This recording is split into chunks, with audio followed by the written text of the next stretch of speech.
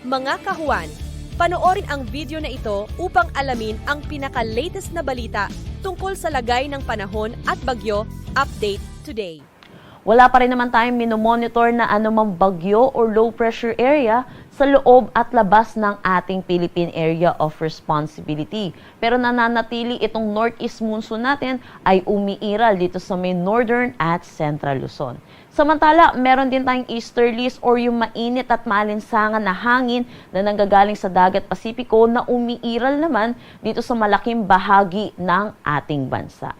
Dulot ng interaction netong northeast monsoon which is malamig na hangin at easterlies mainit at maalinsangan na hangin, yung salubungan nito ay yung tinatawag nating shear line. Sa ngayon, wala pa rin naman pong direktang epekto itong shear line pero inaasahan po natin mamaya magkakaroon po ito ng epekto lalo na dito sa may southern Luzon dahil na rin sa paglapit ng axis netong shear line natin at inaasahan natin magdadala ito ng mataas na tsansa ng mga pag-ulan dito sa may southern Luzon pati na rin sa ilang bahagi ng Visayas.